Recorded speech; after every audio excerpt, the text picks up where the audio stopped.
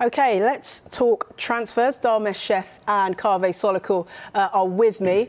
Kaveh, one place to start for me, and that's with Cristiano Ronaldo, one of the biggest players in the world. Could he be leaving? What's the latest? Look, the latest is that Juventus have said that he can leave. He wants to leave Juventus. He only has a year left on his contract. Juventus want him to go because he's costing them about £1 million a week. His salary, I think, after tax, is about £500,000 a week. Now, his agent, one of the most famous agents in the world, Jorge Mendes, has been trying to find him a new club. And of course, there's very, very few clubs who are of the stature or who have the finances to be able to afford and accommodate somebody like Cristiano Ronaldo. The clubs we're talking about, for instance, PSG, Manchester City. Now, there have been reports today that Manchester City are very close to agreeing a deal to sign him.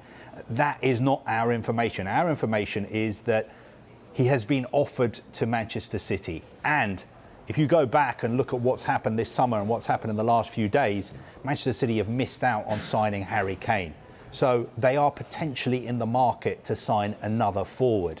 Now, Cristiano Ronaldo is not of the age of a player they would normally go for. He's 36, he's going to be 37. But he's still banging in February. goals. But he is still Cristiano Ronaldo. And of course, there's all the history with Manchester United to consider as well. So I think where things stand are that he's been offered to Manchester City. Manchester City will look at it, they'll consider it. If it makes sense from a sporting and a financial perspective, I think it's something that they may go for. But of course, the most important thing is money. First of all, Ronaldo's wages, £500,000 a week. Secondly, what Juventus are asking for. Juventus want £25 million before they will let him go. How serious are they about that? How serious are they about that? Because they do want him to go.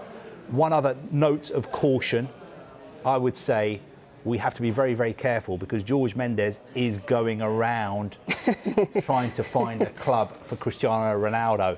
So just because it may look like one club is about to get him, the situation is so fluid because his agent is talking to different people, different parties. And of course, Juventus have a big say because Juventus want as much money as possible. But as things stand, a lot of people saying, is he going to go to Manchester City? Manchester United fans this evening, very worried that he could go to Manchester City. I would say that it is a possibility. They have been offered Cristiano Ronaldo. One thing I would say as well, that Juventus find themselves in quite a difficult position here because they say they do want Cristiano Ronaldo out, but by the same token, they still say they want a £25 million transfer fee. But they also know that they're paying him after tax £25 million in wages. And with 5 days of this transfer window to go, I don't think it's very surprising that an interested club would probably not want to pay any kind of transfer fee. They're probably playing on Juve's will to want to release Cristiano Ronaldo in this transfer window.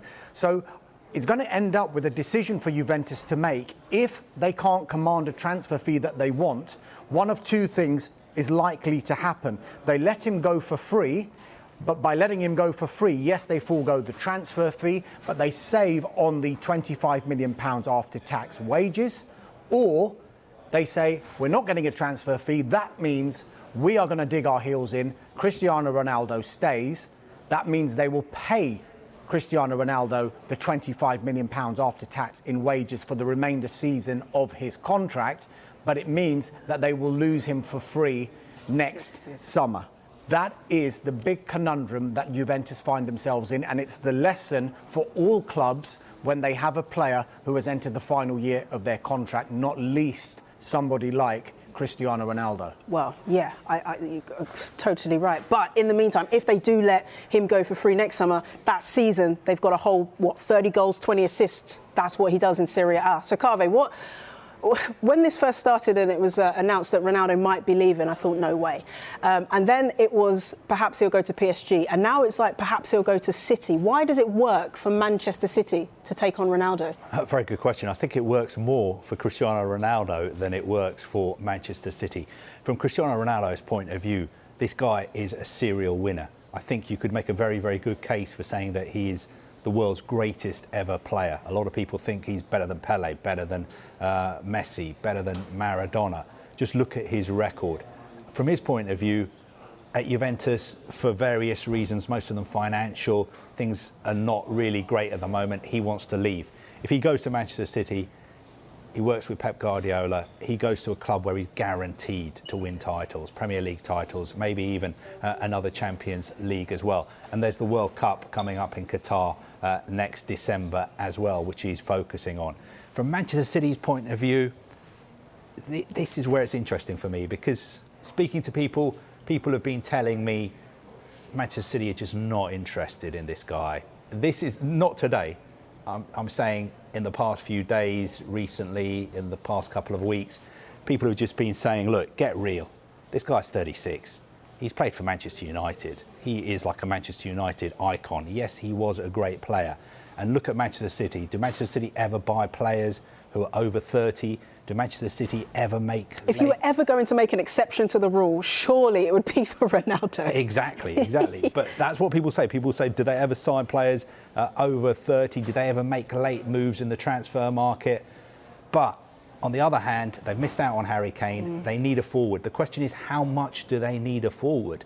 Because if you actually look at the statistics, last season, they won the Premier League at a canter by 12 points without a striker, really. People say they had Sergio Aguero, but look at the stats. Sergio Aguero only started 7 games for them in the Premier League.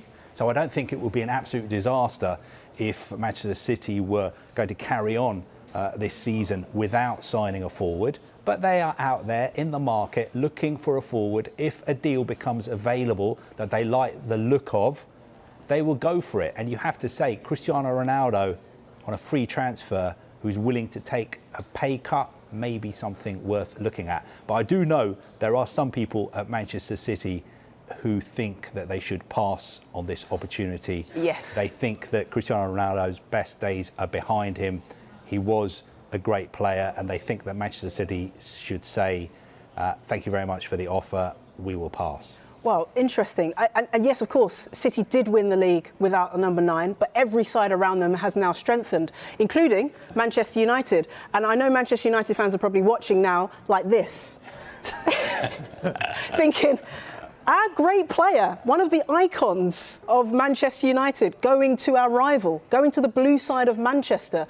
Dharmesh, tell them that that's not going to happen. No pressure, Dharmesh. Well, look, there have been players in the past that have played for both clubs. Carlos Tevez, Andy Cole, Peter Schmeichel, to name 3. Dennis Law, when you go back a few years as well. And I think a lot of Manchester United fans will be praying that what Kaveh said just then, City will take heed of the people who have said, let's pass on this.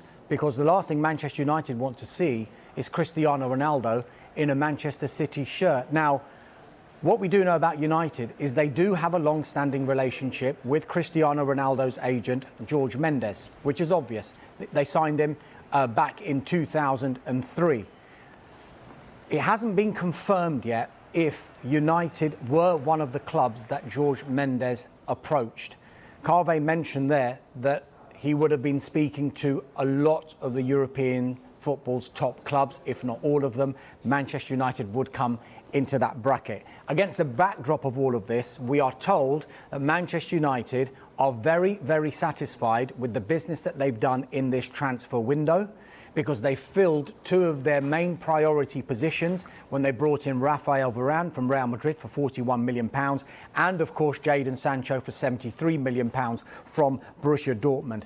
And also, given the pandemic and the financial impact the pandemic has had, because Manchester United, however rich they are and however much revenue they bring in, they have not been immune to this as have any other club.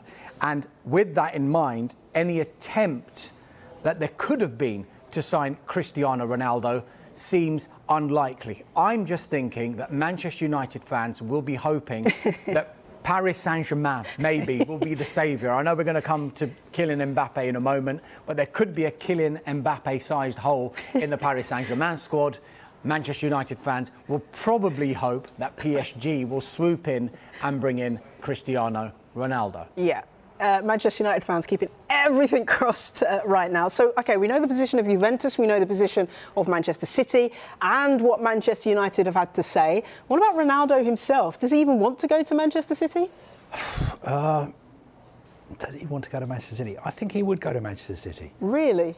So he's not worried about crossing that divide then? He's a footballer. He's a winner. He knows that time is running out on his career. He wants to play for the best clubs in the world. He wants to play with the best managers. He wants to play with the best players.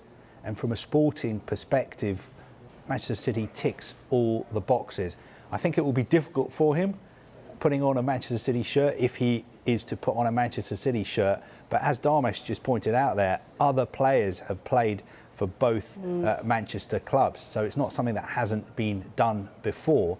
But I'm not 100% sure that he is going to be signing for Manchester City. Okay. I think it's a possibility. It could happen. So there are other options for him, perhaps? Well, I think George Mendes is trying to work out and find other options for him as well. So he's just flying from club to club, offering out Ronaldo. I think if you're Manchester City, you have to be careful that you're not being played off against other people, and you've got Juventus in the mix as well. So it is a very fluid situation. But at the end of the day, I think it's a deal there for Manchester City to do if they want to do it. If they want to do it, I think Juventus are willing to sell him, and Cristiano Ronaldo himself is willing to move to Manchester City. It all depends on what Manchester City decide to do, because they're the ones who are in a position of strength here. Okay, that's the latest on Ronaldo. Just 5 days to go, by the way. Not long for this deal to be completed. So from one superstar to another, let's talk Kylian Mbappe. And you have the latest on this one, Kaveh, because he wants his dream move to Real Madrid. What's going to happen? Yeah, major developments in the past couple of hours.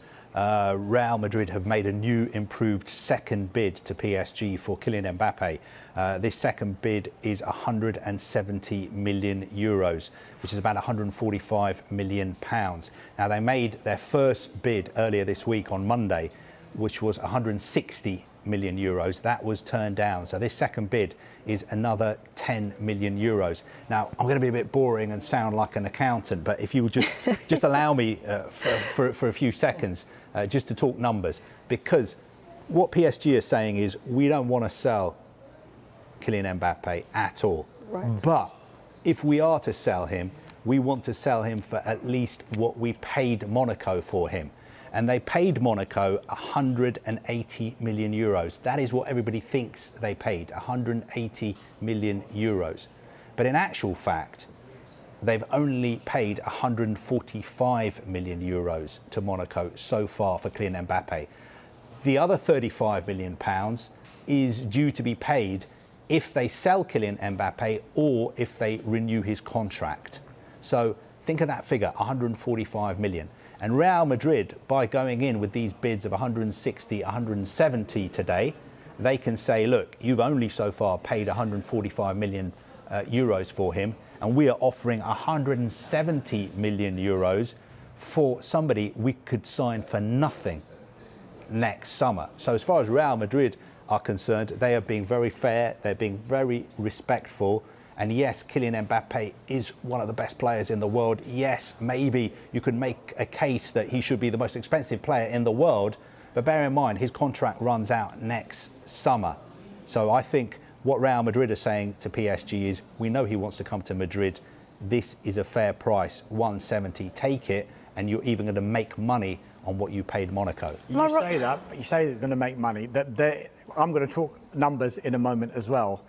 Because Real Madrid's let me get my pen and pad out. Yeah. Real Madrid's strategy is, from the outset, it's quite a clever one. And they're putting Paris Saint-Germain in quite a difficult position here. Leonardo said yesterday that he is adamant that he will not sell, PSG will not sell Kylian Mbappe for less than what they bought him for.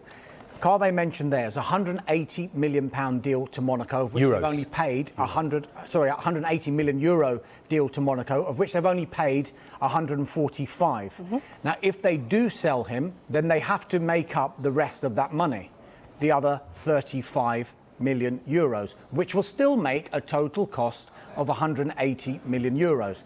Real Madrid's bid is 170 million euros. So if we take what Leonardo said on face value, he will not be selling to Real Madrid at that price because it is 10 million euros less than what they paid Monaco for Kylian Mbappe. What PSG, to me, are trying to do is to position themselves so that the onus is firstly on Real Madrid and secondly on Kylian Mbappe. Their priority, number one priority, for the last 18 months or so, when they knew Kylian Mbappe was approaching the final year of that contract, was to keep him and to extend his contract. They're also playing on the fact, and they've made this very public yesterday, Leonardo said, Kylian Mbappe has promised us he will not leave for free. Something is going to have to give in this scenario, because if Real Madrid's offer is not accepted and PSG cannot tie down Kylian Mbappe to a new contract, then Kylian Mbappe will leave for free for Real Madrid. So PSG will then tell their fans, he promised us that he would not leave for free. But if he does, then PSG can say, he is the one who has broken the promise. We did everything we could, but Kylian Mbappe decided he wanted to go to Real Madrid. He decided he didn't want to sign a new contract, and he decided effectively to break that promise not to leave for free. Now look, the president, Nasser El Khalifi, has been speaking today. He was asked a question, Kylian Mbappe, deal with Real Madrid, ? He said, I will speak later. Now is not the right time. I'm working. I'll speak later. He's going to have to speak sooner rather than later, because we've got 5 days for something to come to a head. Can I just make one very quick point? Yes. I will say that I think PSG's position is that if Real Madrid want to sign Kylian Mbappe, they're going to have to break the world transfer. So we're talking over 200 million euros, world transfer record is about 198 million pounds for Neymar. They are saying, give us more than that and you can have Kylian Mbappe.